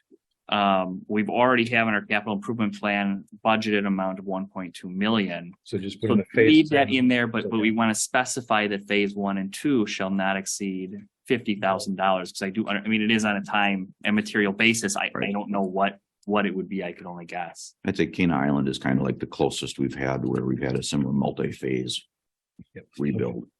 So maybe something along the lines of authorizes the retention of Lang Enterprises to conduct phases 1 and 2 for a sum not to exceed $50,000 and that the project commence and proceed to a successful Yeah. conclusion. Yeah. Did you write that down, Jill? Because now I don't remember what I said. Nope. Hopefully the recording went. Not you're gonna get, but I'll come up with it again. I have more comments to make, but we can vote on this if we want to. Well, you have to, discussion should be related to the motion now. Right, exactly. Any questions to the motion? Okay. The amendment, sorry. I think they answered it. I was gonna say, we're voting on phase 1 and 2. That's what we're discussing now with Lang. They may come into play later on. But right now, it's not to exceed 50,000 for phase 1 and 2. Correct. But the resolution is approving the The project. 1.2 million as a total Right. for the Yeah. entire project. Correct. Yes. We'll make sure everybody's got that. David? Yeah, looking at it, I got a little lost here where you're adding that verbiage, but I think on line 16, 17, where you're saying whereas Lang Enterprises by virtue of the March 15th proposal is the lowest responsible bidder, is that where you would insert the responsible for phase 1 and 2 not to exceed the 50,000? No, it'd be on line 25, 24, 25, and 26, the final now therefore it be resolved. Where it says the county board of supervisors hereby authorizes the retention of Lang Enterprises. How'd you say that? For phases 1 and 2 not to exceed $50,000 and that the project commence and proceed to a successful conclusion. Okay, thank you.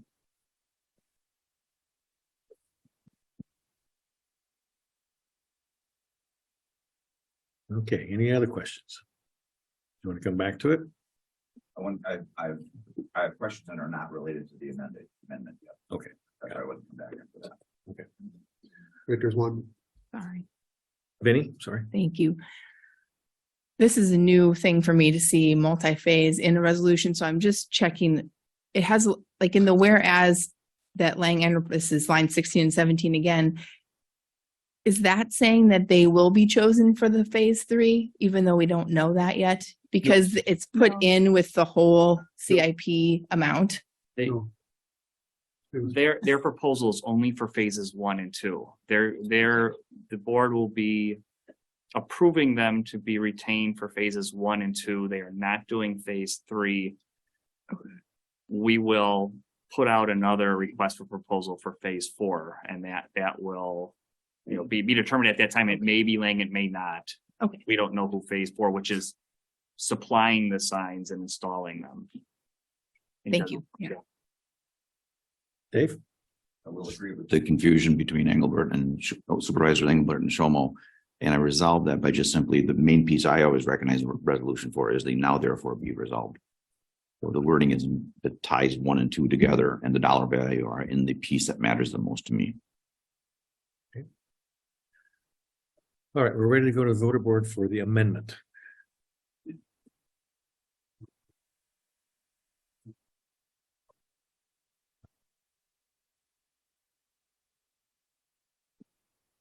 That's passed on the majority vote, 21 yay, 0 nay. For the amended motion or amended resolution. Now, Dave? Remind us, what incorporated entities in the county do we do zoning for? Zoning or the addressing? The addressing for, I'm sorry, yes. So that would be the villages and the city. Well, we don't do the signs for any of them, Okay. but we do the address assignments. Yeah, I'm not gonna remember which three. We do the address assignments for 3 of the villages.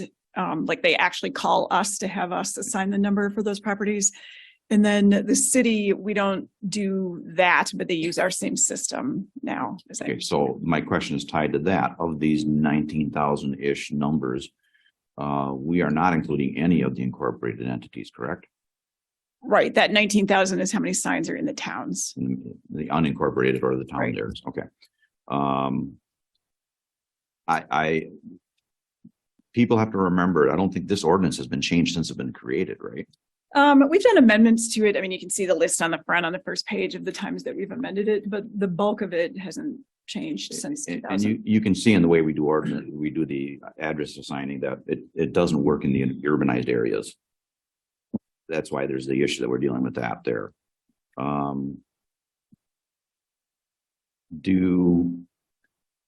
Does this include, so when we were talking about the naming of roads, private roads, we only talk about the naming of roads and the consistency and the fact that we don't want to have multiple of the same ones.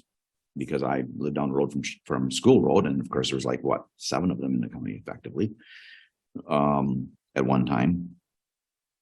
That rule does not apply to private roads, right? And No, we it have a- does. It We does look at- apply to private roads as well? Yes, I mean, if somebody sticks something at the end of their driveway that's called Enagle Lane, that isn't like an actual mapped road, then we don't have any control over that. But if you're recording an easement that's going to have a name, then yes, we get to.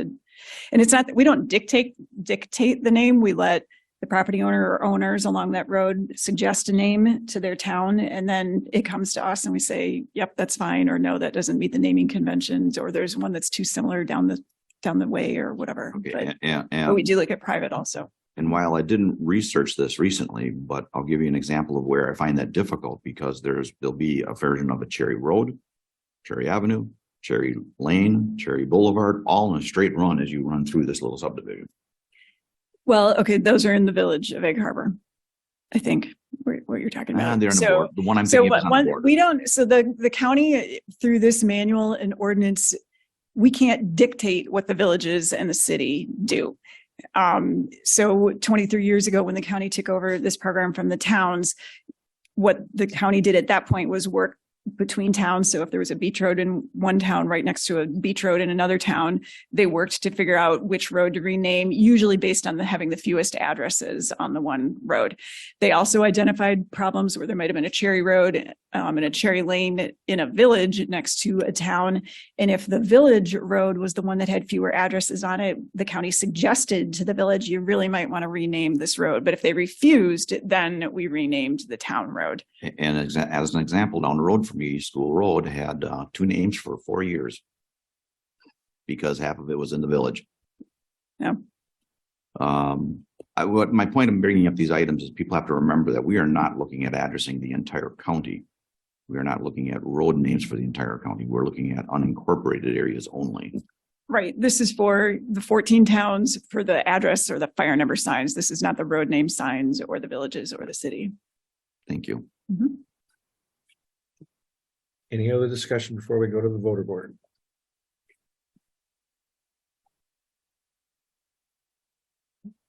Sure. I'm positive.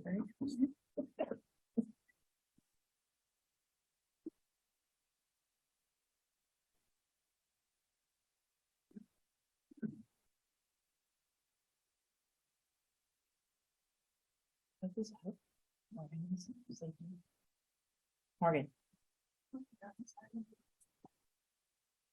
We still can't go. We'll miss it. No, that's-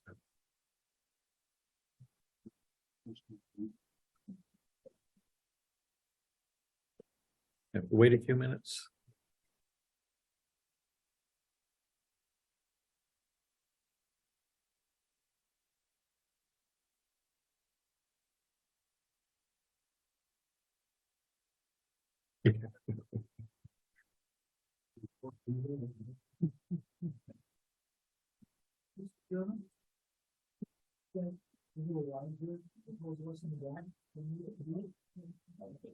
No, we can't. We're here. We can do this. There you go. Okay, that's passed the vote of 20 yes, 0 no. We are taking a break. Please come back at 1:45.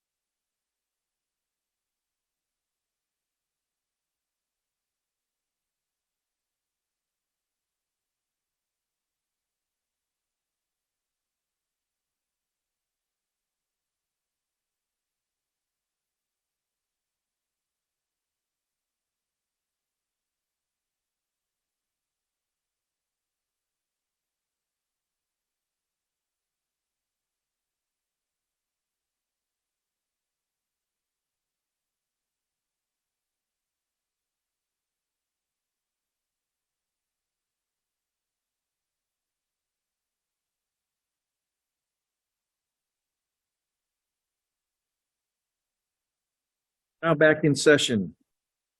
There are no ordinances. We have a couple of special reports. Ken? Sure, so actually Sean's gonna do the, Mike. Sean's gonna come up and give us an update on the Forest Mill Pond. All right, so we're at a point where we can have a discussion or an update to the board about the litigation that was involving the Forestville Mill Pond Dam. As you all are aware, Door County was sued by several entities and individuals related to the Forestville Mill Pond Dam. Two of the issues involved in that litigation, one was the group that had sued the county was requesting an injunction or an order to stop the 2-year drawdown that the board approved. That matter was resolved by the court in that by the time the judge made the decision, the 2-year drawdown had already ended. So there was no reason for the judge to make a ruling on that issue. It was moot at that point. The second major issue was that the individuals that sued the county were requesting the court to order the county to maintain a minimum water level and be prevented from lowering the water level in the future. When the judge made a decision on that, he indicated that the Wisconsin Department of Natural Resources regulates dams and water levels, that the permit that the county had did not set a water level that we had to maintain for the dam. The drawdown that the board authorized did not violate the permit the county received. The court essentially said to these litigants, it shouldn't come before me. If you have a problem with the water level, go to the DNR. They're the ones to regulate this and dismiss the lawsuit. The appeal period has ended. That case is resolved and it's not coming back. It's done. It was dismissed. So what happened since then? On May 12th of 2022, the Friends of the Forestville Dam, the Village of Forestville, and the Southern Door Fire Department made a request to the Wisconsin Department of Natural Resources to establish a minimum water level for the dam. The county is working with the DNR cooperatively to try to resolve this. The staff's desire is that we maintain the decade-long status quo where we do not have a minimum water level. So right now, the Wisconsin Department of Natural Resources is in their fact gathering, analysis, and decision-making process. There are a couple of outcomes that could come about this request of the DNR for a minimum water level. One is that the DNR sets a minimum water level. It would be set right near the top, so we could not lower the water level. Now that's us taking action to lower it. It's not, we have a really dry period and it lowers naturally. If that happens and we want to lower the water level, whether it be for an extended drawdown, whether it be for routine maintenance, we need to get permission from the DNR to do so. If DNR grants that permission, anybody could bring action to sue, essentially, to void the DNR's decision. So we could find ourselves back in litigation if we try to reduce the flow, or if we request a permit to do so. The other option or the other outcome is that the DNR decides that there is no minimum water level and we can continue on the status quo, operating the dam as we have been. Either way, the DNR finds we can, or the parties requesting the minimum water level can appeal that decision. So it doesn't mean it's done. The DNR, once the DNR makes their finding. As an alternate option, we've been trying to come up with a creative solution that we feel is reasonable and can satisfy some of the concerns of the concerned parties.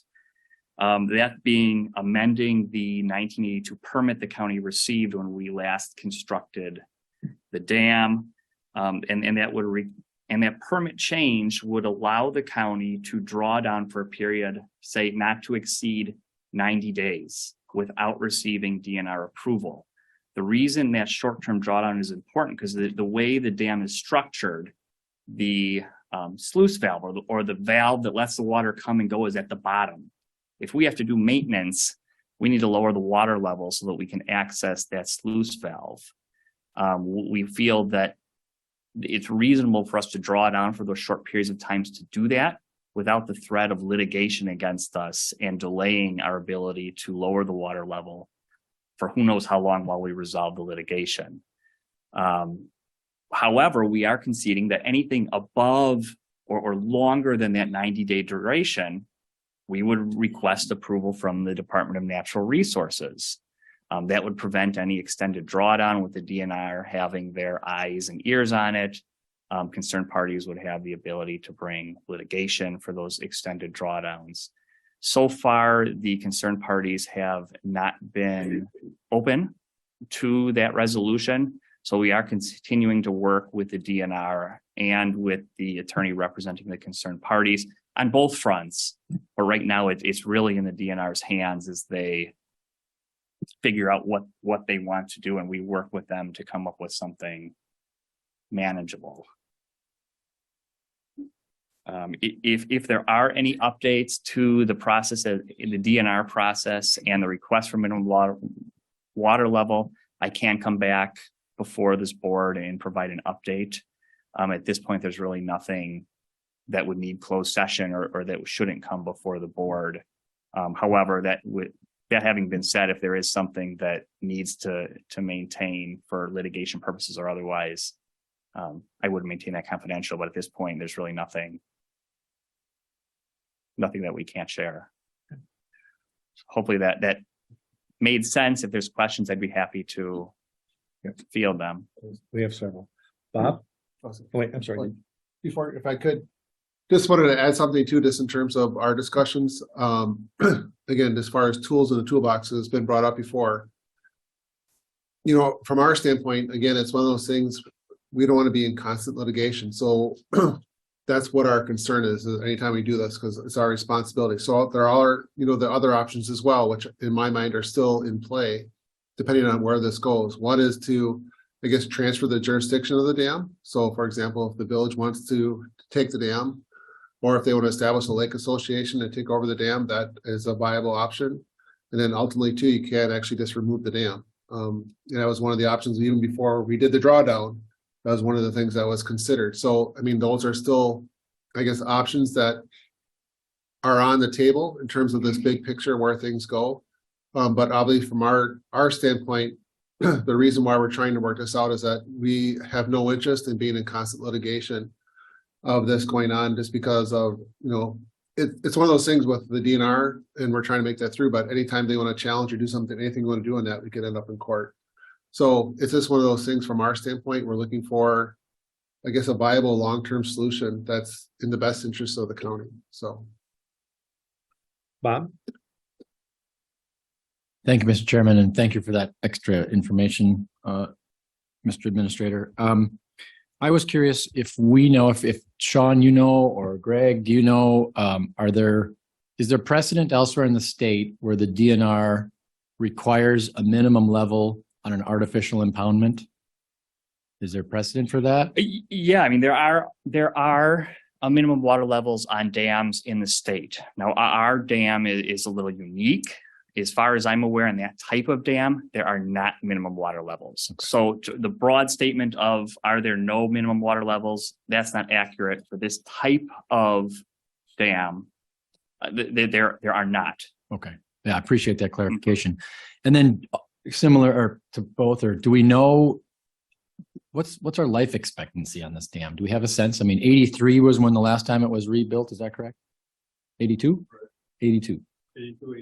Okay, so do we have any idea? I mean, we've obviously been inspecting it. It's in good shape, but I'm just curious. I mean, decades? I personally don't know, but I just got the word that about 50 years. So. Okay. And I just think it's helpful to kind of think about it in those terms as well. I appreciate the information. Thank you. Vinny? That was my exact question. And I guess a follow-up to it is, I think it's helpful in the world of types of dams to explain what type of dam that is and how it maybe is different from the others in the state. And if you can't do that now, I completely understand. But I think for the basic educational knowledge of how water systems work and impoundments, it maybe would be helpful. So. Okay. Greg, is it something I unfortunately am not a dam expert, but maybe Mr. Coulters can fill us in on that.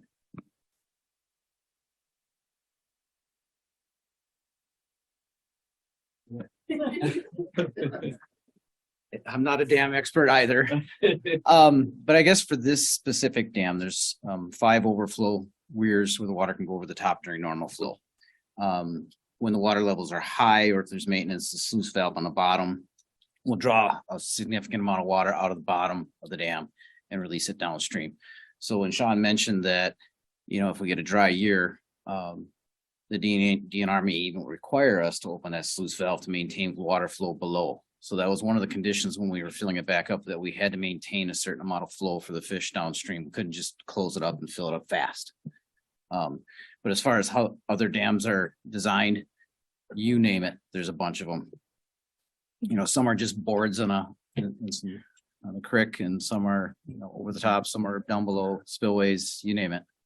Again, part of my question, and I don't know the answer to this, obviously, is I'm imagining though that other dams serve a function, be it like hydrology function, creating power, some utility that I don't see this dam serving any utility that's energy producing or, other than maintaining the impoundment behind it. Right. So I guess a comparison would be like Clark Lake. They have a level that they have to maintain there. But come winter, they drop it down a little bit so they don't have the freeze thaw damage to the shorelines. So that has a specific, purpose for their levels. This one was a project that we did back in the 80s or. Yeah. But yeah.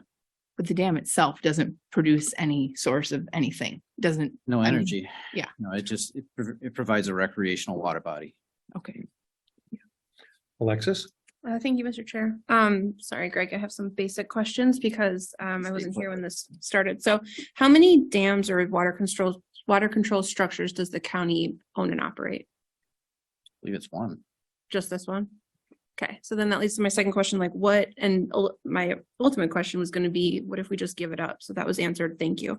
But what is the benefit? Like what would be the con to just transferring ownership? Is there a benefit? I think Vinny hit on that. So is there a reason that we want to maintain as the county, not the dam itself, but that the county would want to maintain as the government? You have to be a taxing authority to I get that, accept right. the dam. So there's limited entities that we could transfer the dam to. I don't know that we've approached that seriously as we try to work and negotiate a resolution. Okay. But the village of Forestville, a taxing, a water, what's the word I'm looking for? A lake association could be formed that could take possession of the dam. But it would have to be a specific lake association, if I understand, there's 2 different types, but right, so in the absence of there being an entity that could take it, what is the benefit to the county of maintaining it? And what I'm hearing is very little. Like why did we do it in the first place, I guess?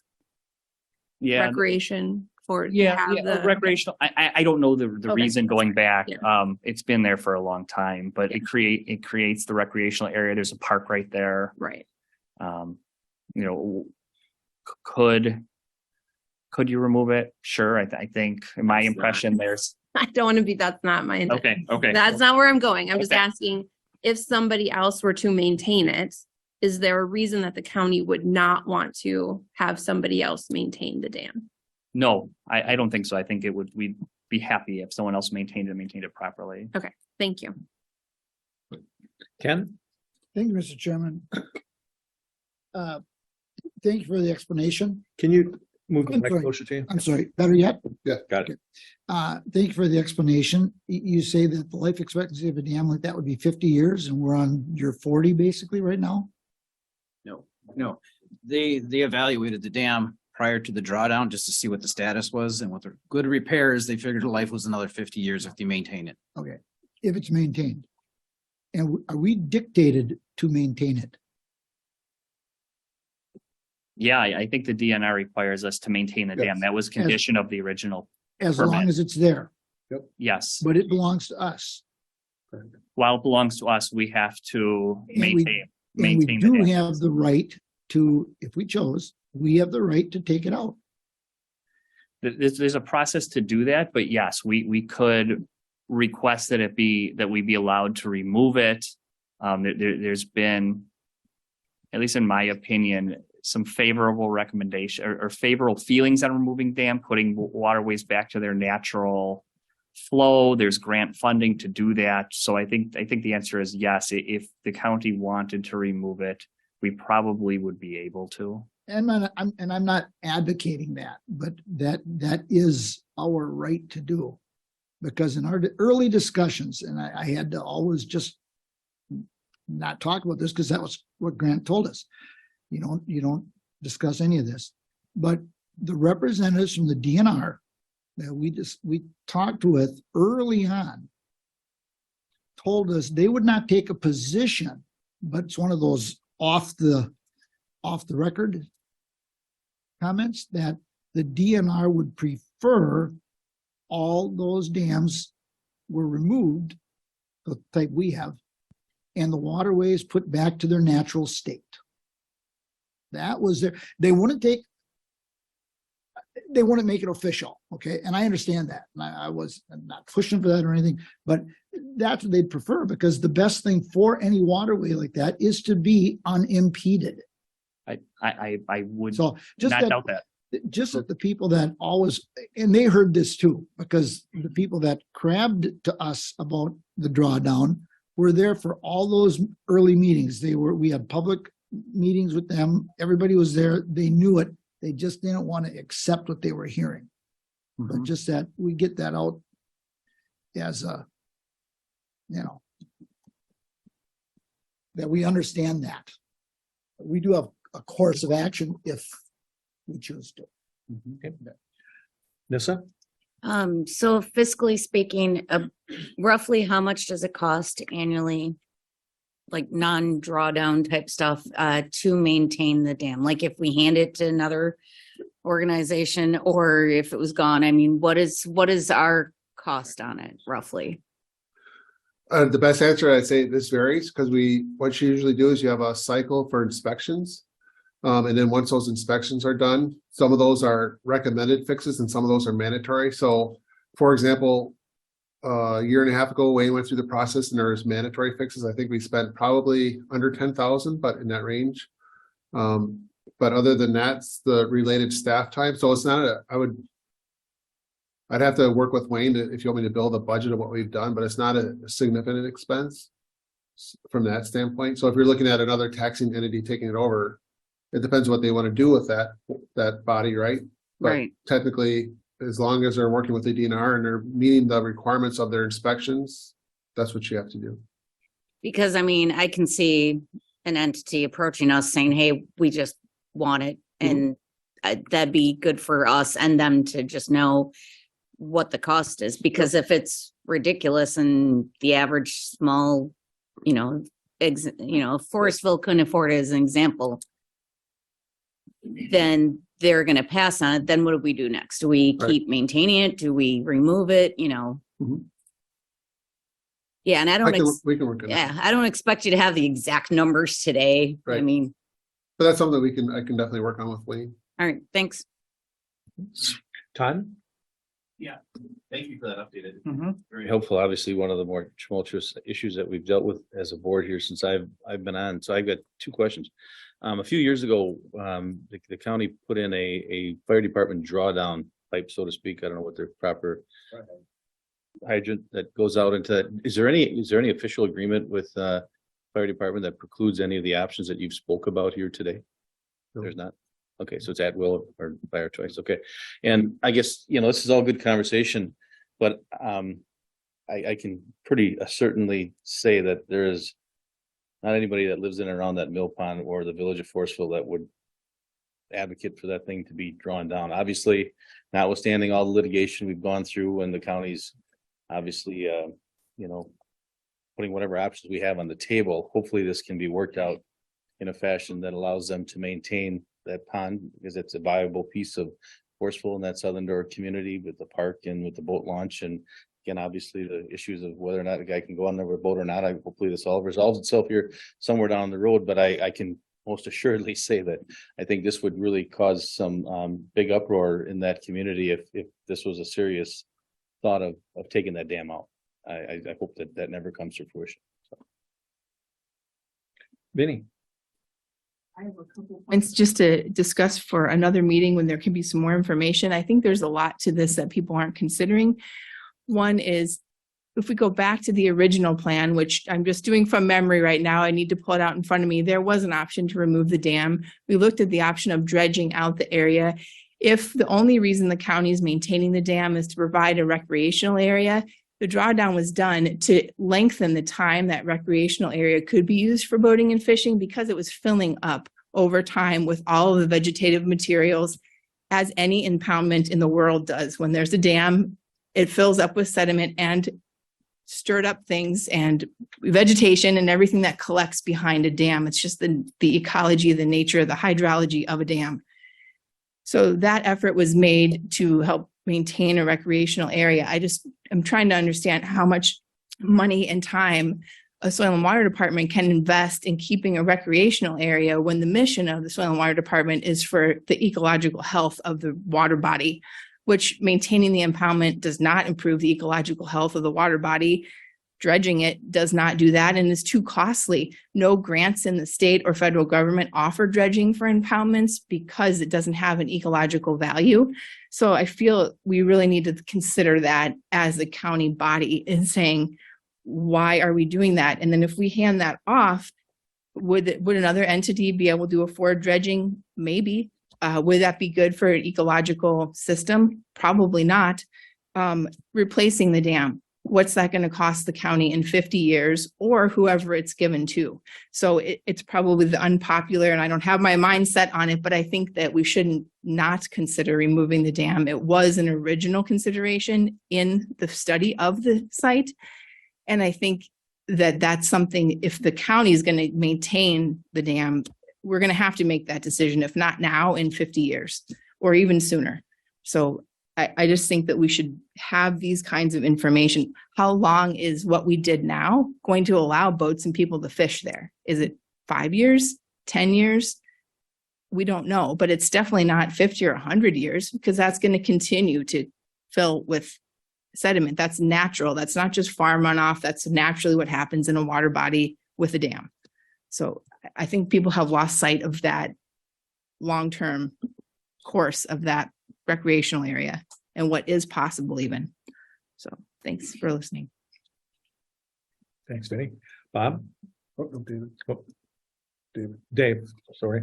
Yes, I think as Todd alluded to, I think we need to remember how important this is to that community as a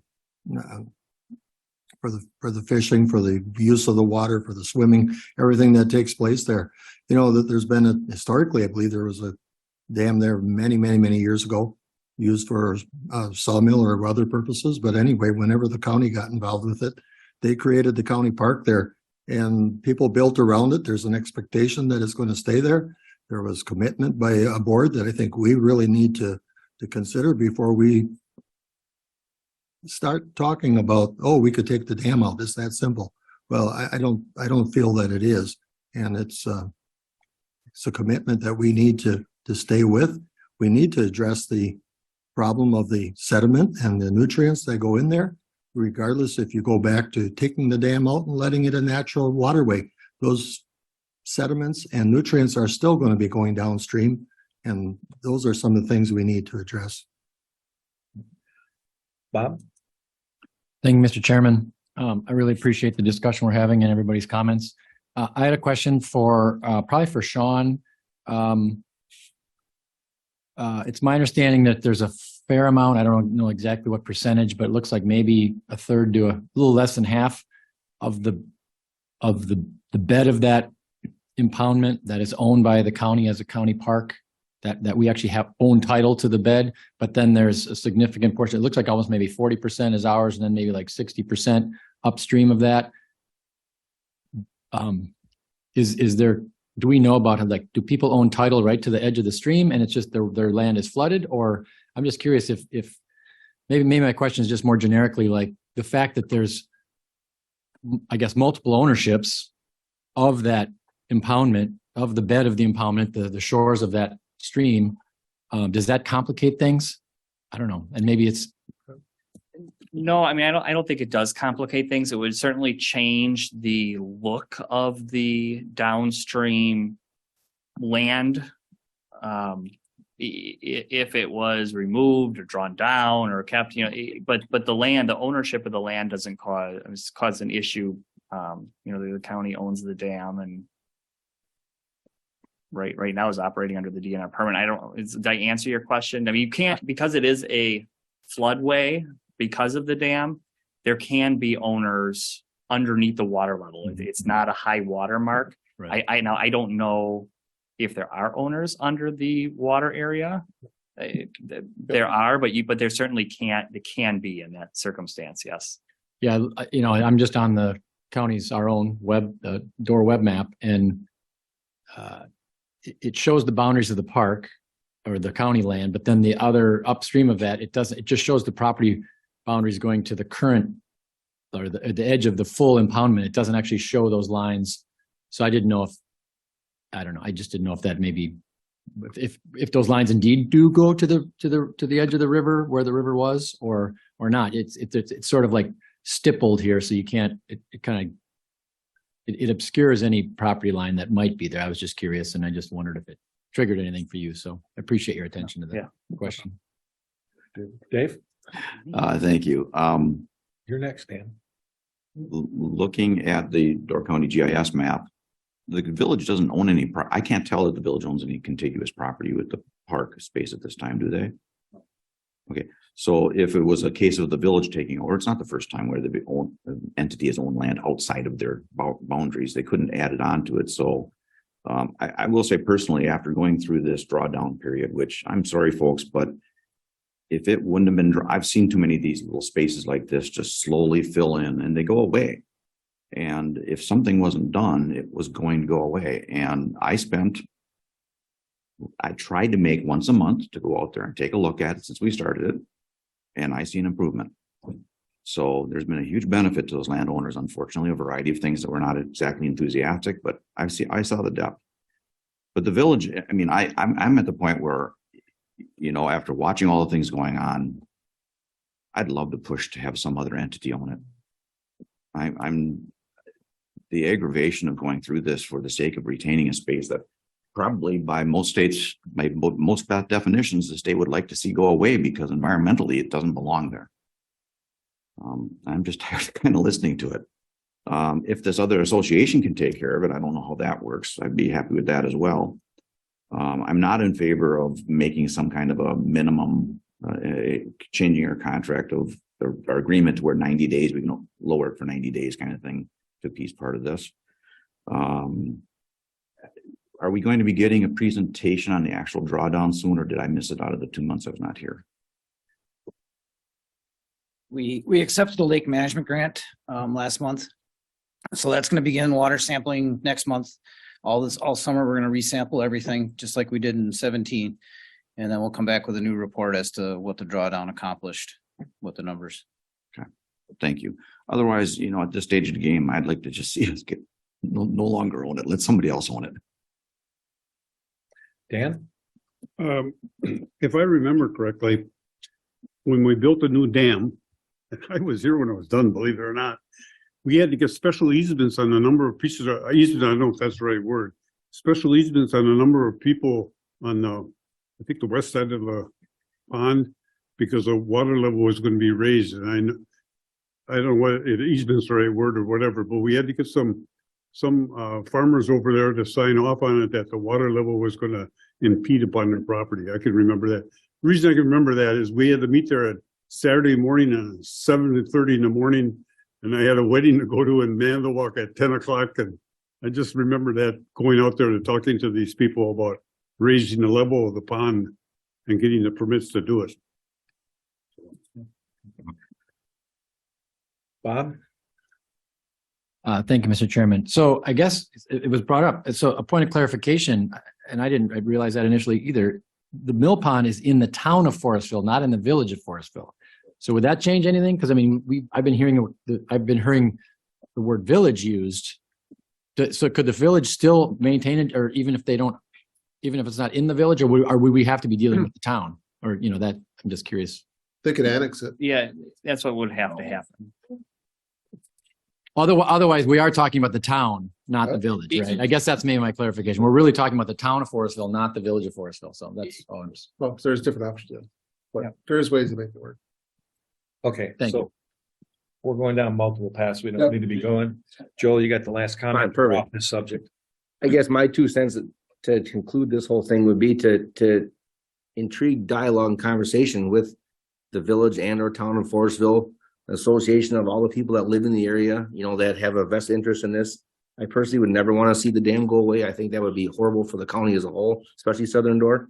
But to the point of land rights and all this, I mean, the DNR and more importantly, probably the Army Corps of Engineers, you guys know, have vested interest in this. The federal laws and rules of what's defined as a navigable waterway are into play with this, and so are riparian rights. I mean, the lake bed, you could argue that this is probably a lake, a pond, whatever you want to call it. There are riparian rights that landowners have.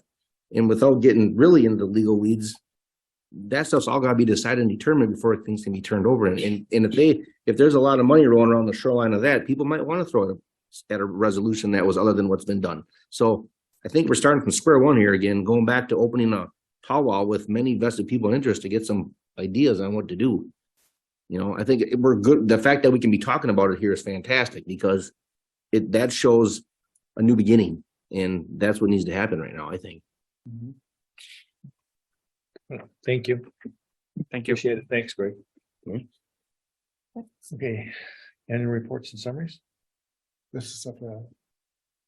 You want to explain it? Sure. Oh, yep, I can do that. Sorry. Okay, so this last item are under the special reports.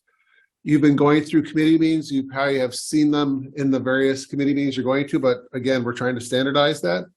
So again, underneath the website, we have all of the department and reports and we actually have the past reports now also posted on the website. Like that as well, we also have the annual summary of our gift grants and donations. That's a report that you actually get each month from me. But then Lori at the end, she'll put together the complete summary for the whole year. That is also posted to the website. And you have that available as reference. Okay, thank you. New business, none. Oral committee reports, none. Review committee minutes. Review of vouchers, claims and bills. Announcements. You want to go first? Oh, just one announcement. I'm not sure if individuals are familiar with Door County Knock. It's an online publication. I don't know if there's a paper publication yet, but they are interested in following the county board and producing stories. So they would like to get pictures of the county board. So they have requested that next month, like after the meeting, if they could get a picture with you at your seat, they would like to request that. Not required, but they'd like to request it. Instead of coming in now during the meeting and capturing your picture and disrupting the meeting, they're asking respectfully if they could just capture your picture at the meeting next month. So I said I would announce that. I know there's the digital versions that we have, the professional ones. They want the action shot of you sitting at your desk. So I said it's up to them. WCA annual conference, September 17th and 19th. Jill? Yep. I raised a hands to how many need rooms reserved because we have to do that May 1st. Yep. Once you're committed, you're committed. Otherwise it costs us $25.